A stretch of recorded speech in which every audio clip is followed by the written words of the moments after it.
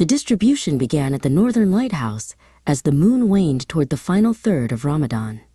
Ammar and Drayton worked in the quiet hours before dawn, loading the wooden cart that Arbin had meticulously restored.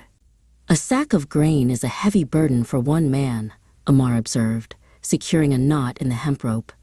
"But it becomes a feather when shared by a neighborhood." Drayton braced his shoulder against the cart's frame, ready to move the weight of their collective labor into the sleeping streets.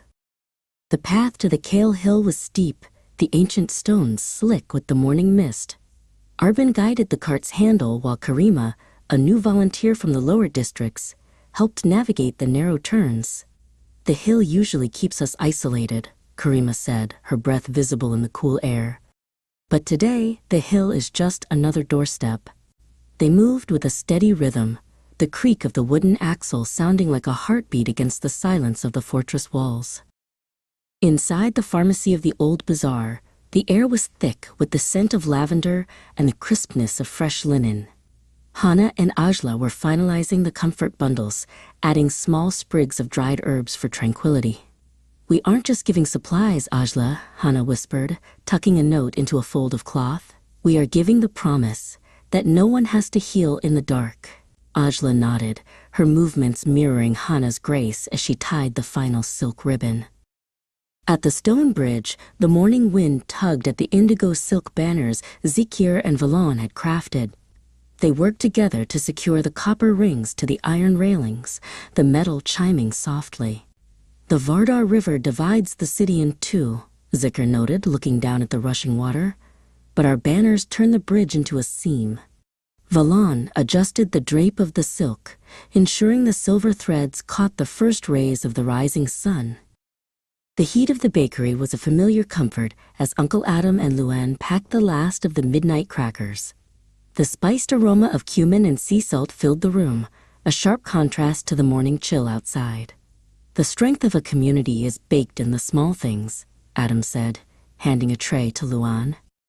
Luann carefully transferred the thin, crisp breads into paper sleeves, his hands still dusted with the white flour of his labor.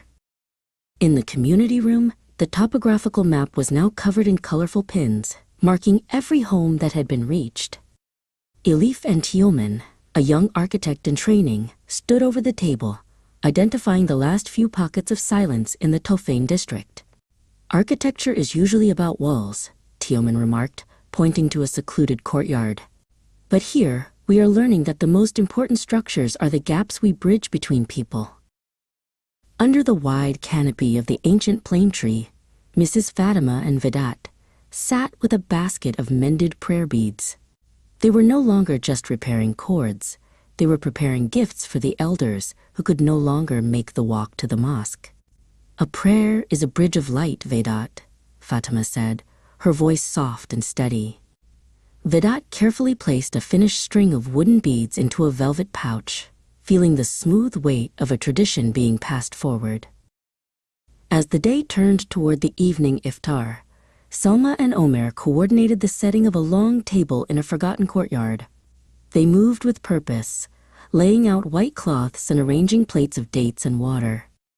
"Charity isn't a transaction," Selma told him, adjusting a centerpiece of wildflowers.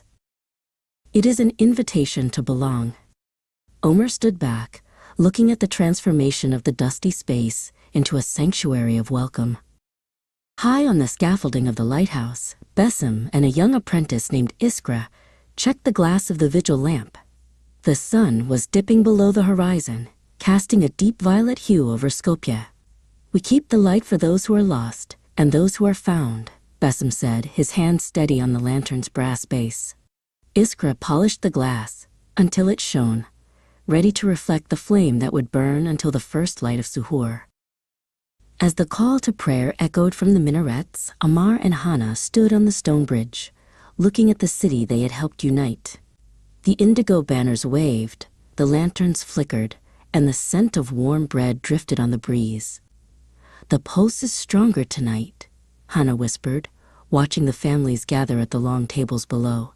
Ammar smiled, his heart finally at peace. "It's not just a season of fasting anymore, Hana. It's a lifetime of looking out for one another."